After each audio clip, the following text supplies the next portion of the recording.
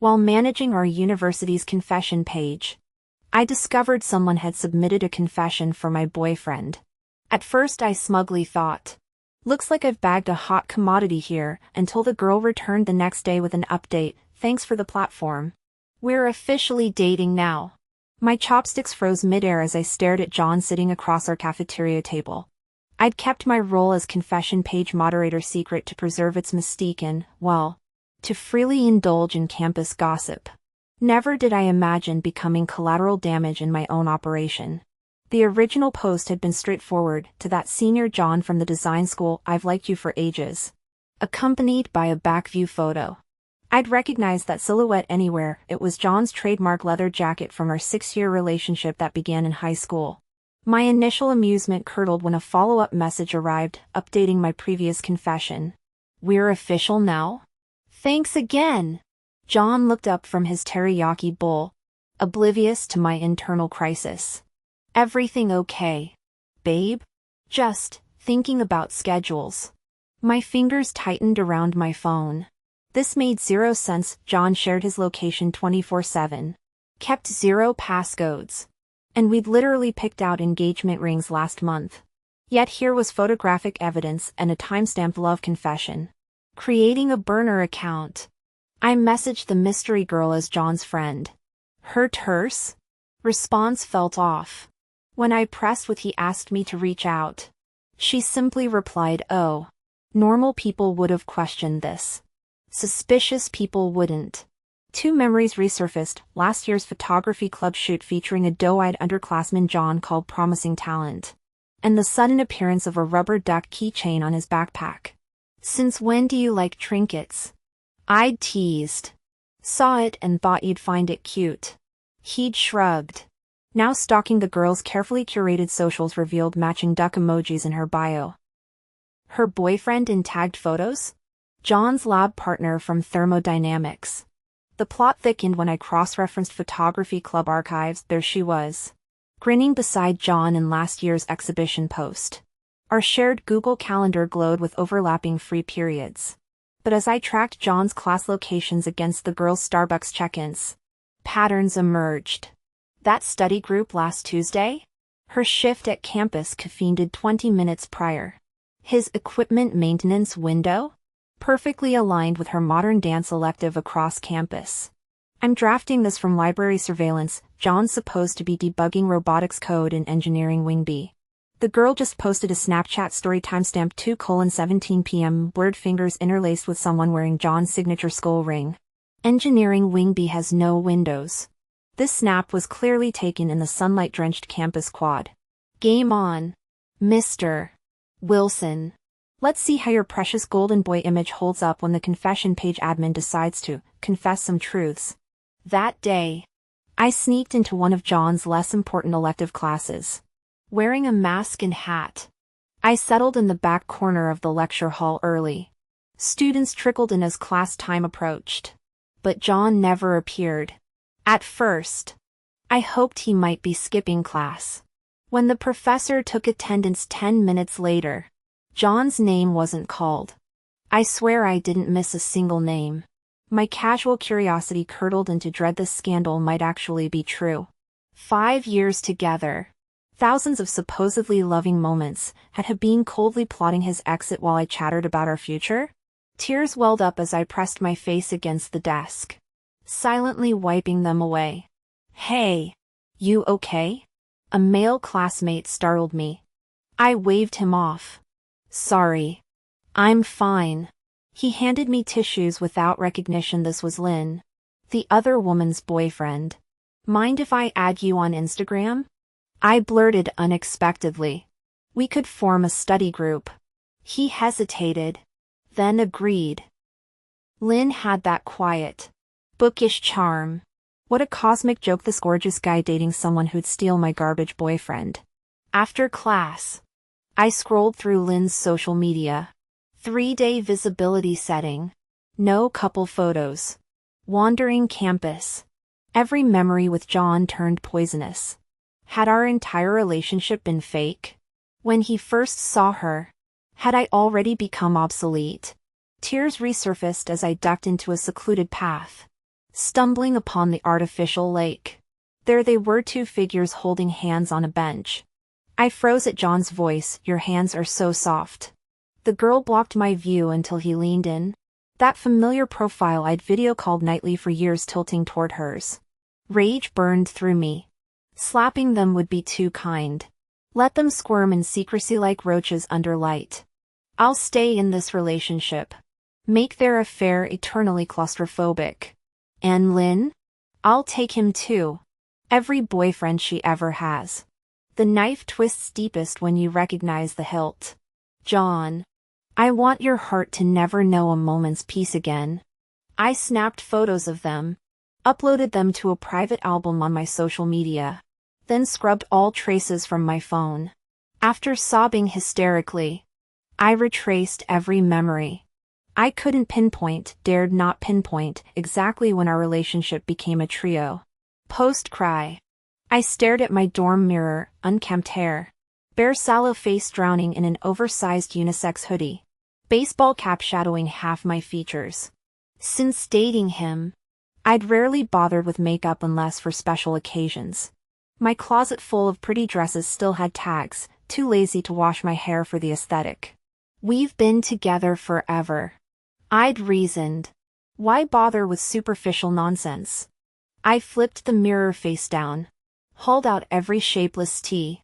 Baggy gray sweatshirt. Gender-neutral cargo shorts. Bagged them for donation.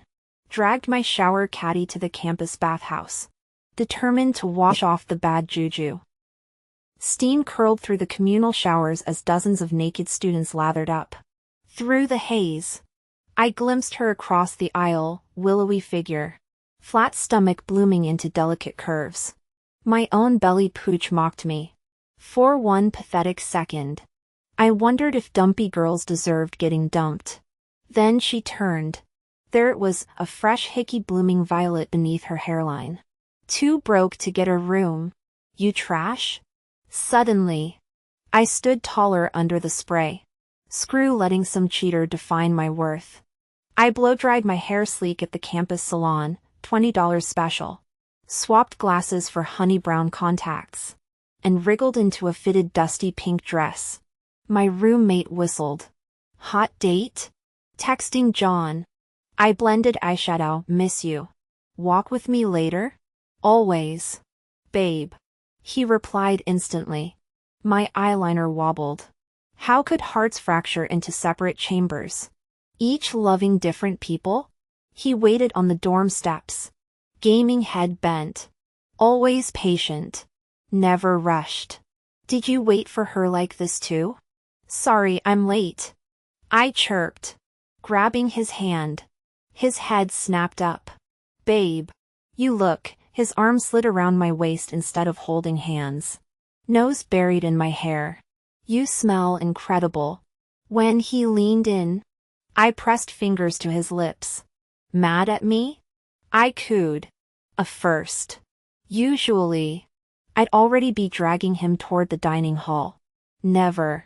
His confusion melted into a smirk. Can't stay mad at this.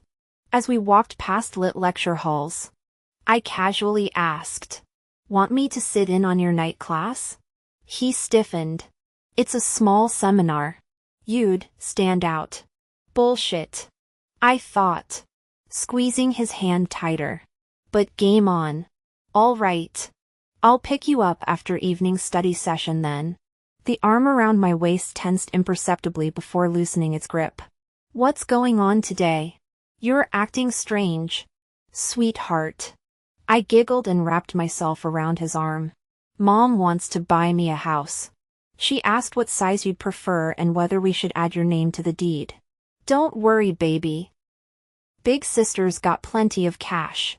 Even if you don't care about our history, I know you'd never turn down money.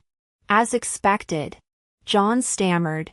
Oh, well, let me check if I'm free later. If nothing comes up, I'll call you over. Okay? TSK. Pathetic. No worries. If you're busy, we'll reschedule. I created a new Twitter alt account. Posted some staged selfies and casual updates. Then started following that girl. After liking several of her posts, she finally noticed me. Hi. Do we know each other? Hey senior. I saw your portfolio photos and thought you looked amazing.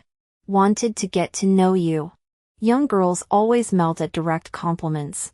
Through constant flattery and enthusiastic engagement, I eventually got her WeChat.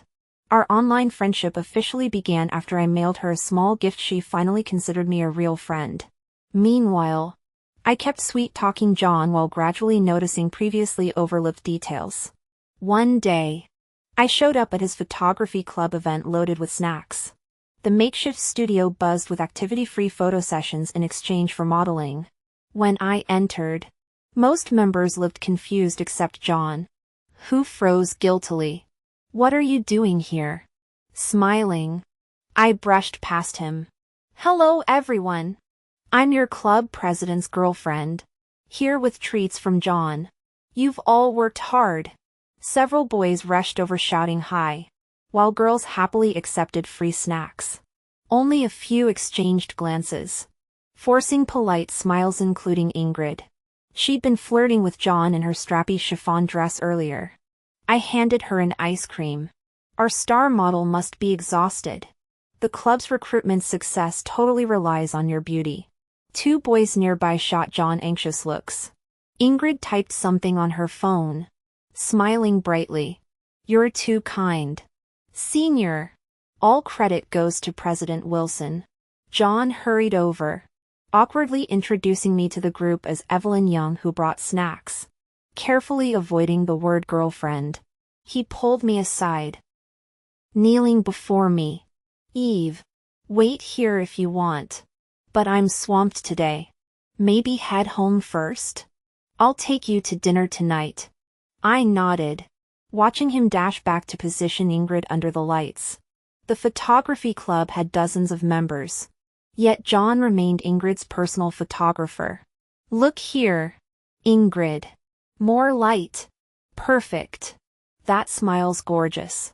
I'd arrived ready to humiliate them, armored with righteous anger. But watching them now, Ingrid glowing like an angel under reflectors, John crouching behind his camera with undisguised adoration, I realized the joke was on me. He wasn't admiring his work. He was worshipping her. Though there were hardly any dialogues or physical contact between them. A sour ache left me speechless, my nails digging deep into palms until numbness set in. Because the person in that frame used to be me. The one who'd received that gaze countless times was once me. And only me. Having been loved, I knew exactly how he looked when loving someone else. I took a deep breath and stood up to excuse myself when a second person entered, Ingrid's boyfriend. Their eyes met briefly with a casual wave before the young man settled in a corner beside me. I sank back down, offering a smile. What a coincidence. He blinked, studying me for moments before recognition dawned. Oh, it's you. Small world. As more attendees flooded in, we scooted our stools deeper into the corner, nearly disappearing behind draped backdrops. He sat sprawled, scrolling through paragliding photos on his phone. You like paragliding? My sudden question made him jolt. Chuckling, I patted his shoulder. You okay? He grinned sheepishly. Guess I zoned out. You into paragliding too? Kite flying's more my thing. His eyes crinkled as laughter shook strands of hair across his forehead. Fair enough, both involve flying. Pulling a popsicle from my cooler bag, I offered. My treat. Everyone gets one. After polite refusal, then reluctant acceptance. His slender fingers, emerging from plain tee sleeves that revealed sharp collarbones, grasped the treat. Melted cream dripped onto his hand as he frantically glanced around for napkins. I tucked a tissue into his palm. The summer heat accelerated the meltdown. Between hurried bites and failed wiping attempts, he juggled, preventing stains on his jeans. Hold still, I ordered when only drips on his chin remained. Leaning in, my floral perfume wafted as I wiped his throat. His translucent skin flushed crimson to the earlobes. Folding the soiled tissue calmly, I mentioned. There's a paragliding site in the suburbs. While chaotic backdrop changes erupted nearby. He stammered. Still flustered. Really? As Ingrid reappeared in sailor uniform. Her radiance piercing. When staff yanked heavy drapes. The flimsy racks collapsed toward us. Look out! Dark fabric engulfed us as he lunged to shield me. His lean frame tenting the suffocating layers. Groping for exits exhausted us until his arms trembled from holding up the weight. Breaths turning ragged. I reached out to touch his head. Already drenched in sweat. Stop pushing yourself. Climb down too. Let's call for help. Outside. The chaotic crowd buzzed with noise. Completely unaware two people were trapped beneath the prop pile. He didn't speak. Only strained harder. You crawl out. I'll hold this. In the pitch darkness. I groped my way forward but accidentally shoved his hand. His grip faltered, sending his full weight collapsing onto me. A muffled groan escaped me as the air rushed from my lungs. Sorry. He rasped. Embarrassment thickening his voice as he struggled to find leverage. His attempts to push up only made his trembling arms buckle again. Though invisible in the dark, I knew his face hovered inches from mine when his next words warmed my ear, sending shivers down my neck. Help! Someone! I yelled twice, hoping for assistance.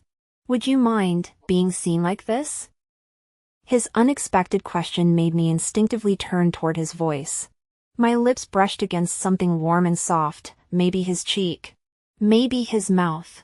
I jerked my face away, hearing our synchronized sharp inhales beneath the velvet drape. The weight suddenly lightened as shouts erupted outside. Hurry! Someone's trapped. Sunlight blinded me when rescuers pulled us out. My first sight was John's displeased expression as he gripped my wrist. What happened? Why were you with Lynn? How embarrassing. His first concern wasn't my safety but his reputation in front of club members. Brushing dust from my clothes. I glanced at Ingrid. Thank Lynn. With your work ethic. I might have died here without him.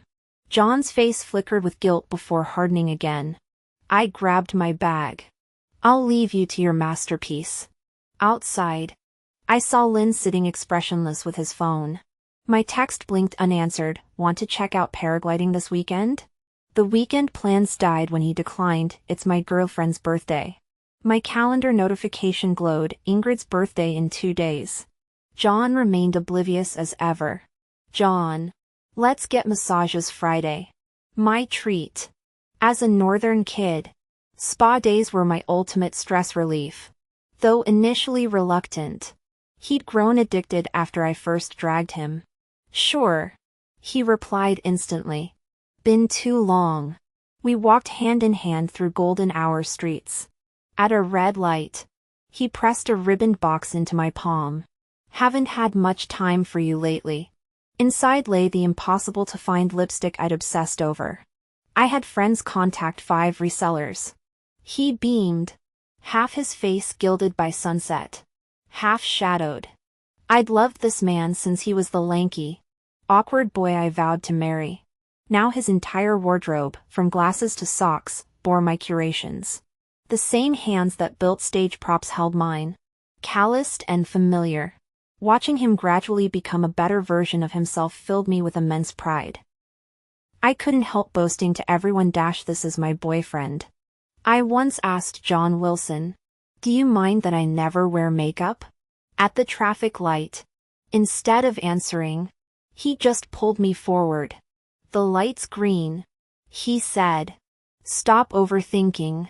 At the spa's gender-segregated bathing area, we soaked separately before heading upstairs for massages. Lying side by side, we each summoned a masseuse. Give him a facial, I suggested. Look at his rough skin from all those late nights. I watched the technician slather green algae-like paste over John's face, leaving only his nostrils exposed. Soothing music and subtle aromatherapy filled the room as skilled hands worked our muscles loose. Within 15 minutes, soft snores came from his table. Removing my own mask, I reached for his phone. A new passcode lock surprised me. But the fingerprint sensor still worked when I pressed his sleeping finger to it. His social media showed pristine chats. And text messages were wiped clean. Birthdays required gifts. Right? His online shopping app held no suspicious purchases, though the homepage recommended feminine products. As his snoring faded, I worried he might wake any second. Finally checking the payment app, I found the smoking gun. One transaction made my blood boil. Condoms purchased on the 12th last month. We hadn't been intimate for ages. The timestamp burned as I imagined illicit moans through hotel walls. Worse yet, he'd booked a Saturday hotel reservation yesterday. After photographing the evidence, I returned the phone and fled to the dimly lit lounge. Burrowing under a blanket on a recliner, silent tremors shook my body until nausea overwhelmed me. Returning to the shower floor, I scrubbed myself raw with every cleanser available. Scalding water mixed with foaming torrents at my ankles when I finally collapsed weeping. Returning stone-faced, I found John awake and lounging. "Where'd you go?" He yawned. "Got hungry." I smiled. Grabbed a snack. "Come Saturday." John texted, "Club dinner tonight. Might miss your calls. Talk tomorrow?" Playing the understanding girlfriend, I asked around 9. Then camped across from the hotel at a cave window seat with my camera and borrowed tripod. My roommate thought I was shooting couple portraits. Sipping my third coffee through 2 pasta plates, I calmly watched the hotel entrance. At 9:35 p.m., they emerged from a taxi, the girl waiting while he paid, then his arms snaking around her waist as they laughed into the lobby. Clicking the shutter felt strangely satisfying, like paparazzi scoring a scoop. After securing the footage, I called Lynn. "Hey," her voice sounded deflated. "Lynn," I asked carefully, "did you know about them?" Leaving the question open, allowing deniability. The camera's red recording light blinked steadily beside my cooling espresso. I thought Lynn would be clueless. But to my surprise, he asked, "How did you find out? When did you know?" Those questions shook me to the core, almost breaking my composure. "I've known for a while. I wanted to see you." The line went silent for 2 seconds before he mumbled, "Okay, just don't hurt her. I'm coming right now." I stared at the screen and let out a cold laugh. "You have 20 minutes. 1 second late. And I can't guarantee she'll finish college unscathed." He burst through the door at 17 minutes and 58 seconds. Disheveled and panting, our eyes locked across the table, tension crackling in the silence. I slid my phone across with the incriminating screenshots. Lynn glanced at them before flipping the device face down. "What do you plan to do?" "I'll send this video to her academic advisor, classmates, John's faculty members, family. Everyone should know about their dirty little secret."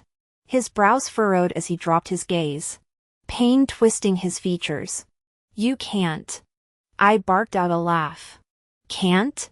Since when do you call the shots?" His interlocked hands trembled slightly on the table. "What will make you stop?" Gripping the steel fork, I stabbed it through the linen napkin. "Your obedience." Lynn's face crumpled like stepped-on paper. After a weighted pause, he whispered, "Deal." When the server came with the check, I studied his pale, angular face, now clouded with unreadable emotions. "Why go this far for her?" "None of your business."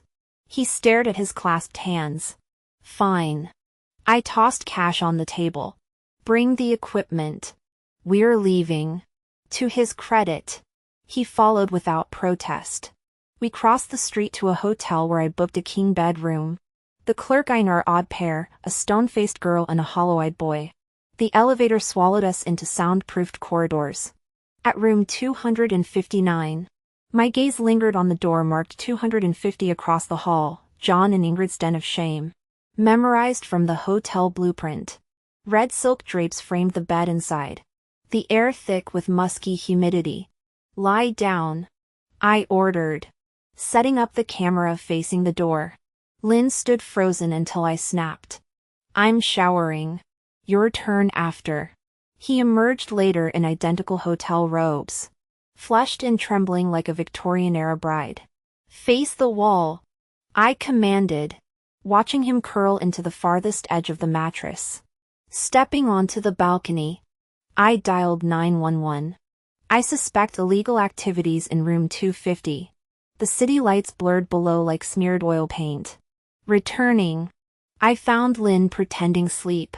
In the dim glow, I monitored the camera's feed.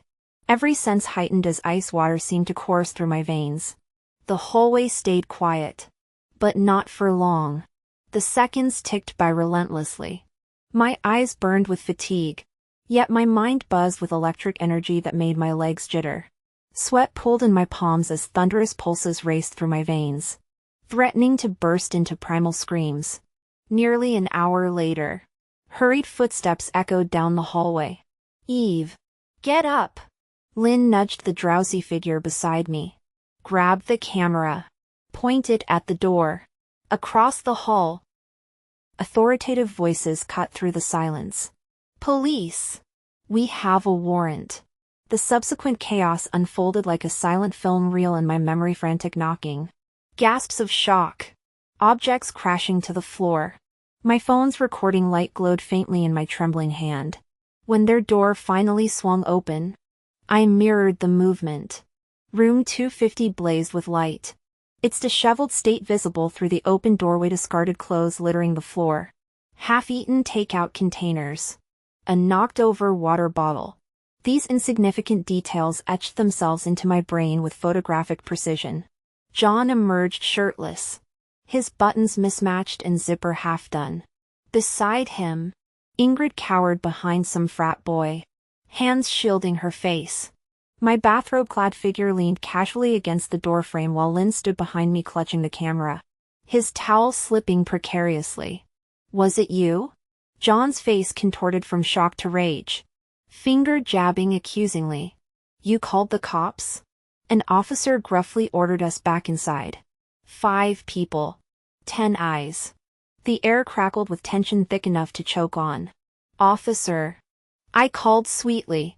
Better check these folks thoroughly. Looks like they're running an adult entertainment show. Lynn collapsed onto the bed, camera snapping shut.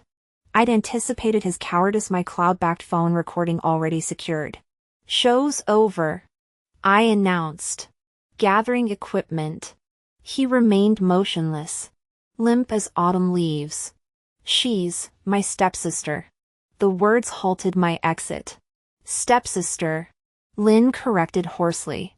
When her mom married my dad, I told her we could never, after their divorce. His voice broke. She started this twisted game. Dates random guys. Self-harms when I object. This is my fault. My laughter sounded hollow. 5 years. John and I had 5 years.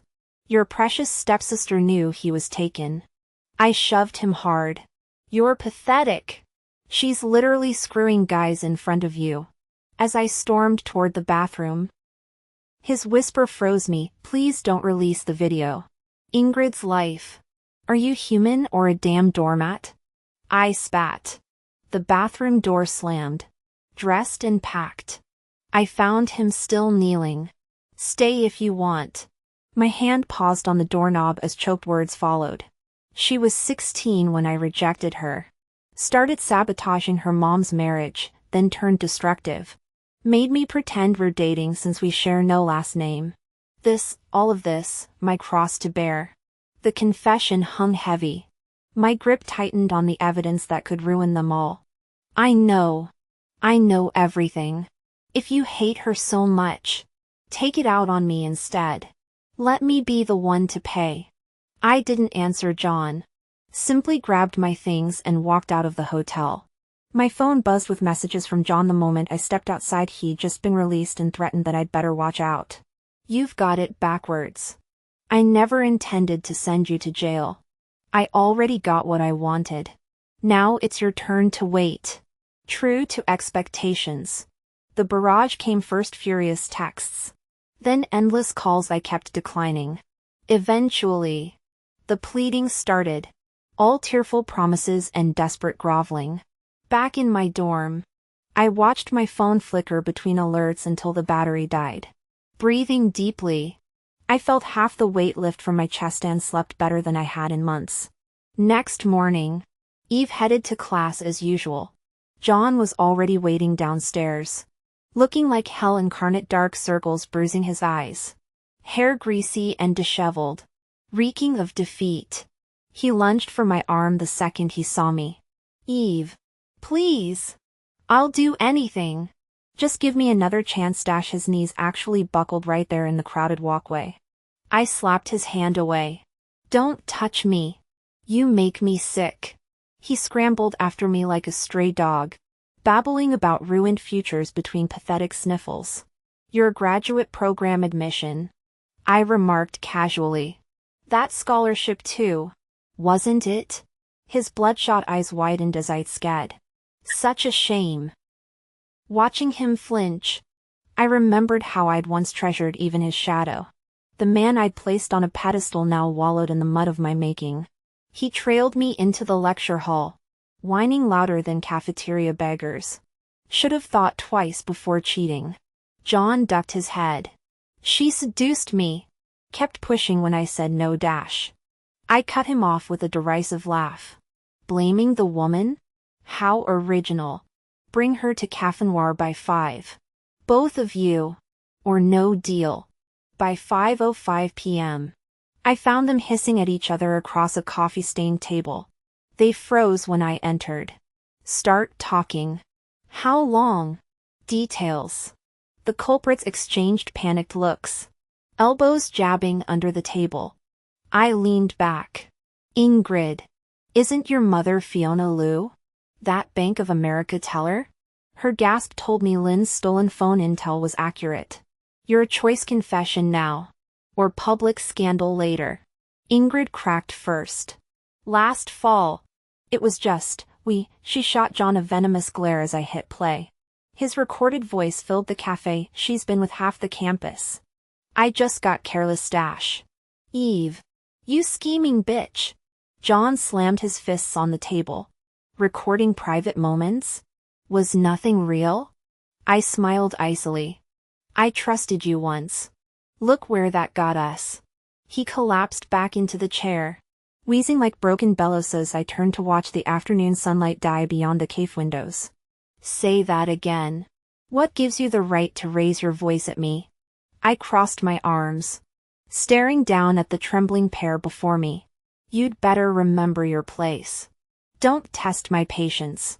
Ingrid immediately dropped her haughty demeanor, tears welling in her eyes as she clasped her hands pleadingly. "Senior Eve, I was wrong. I'll never contact John again. I swear. I'll step aside completely. Please forgive me." "Forgiveness?" I scoffed, my laughter brittle. "What good would your apology do me? Keep your trash boyfriend. If you want that pathetic excuse of a man, he's all yours." My nails dug into my palms as I spoke, the bitter taste of betrayal sharp on my tongue. The girl before me looked haggard, her once radiant complexion now sallow with dark circles bruising her eyes. John slammed his fist on the table, his initial bluster fading into calculated menace.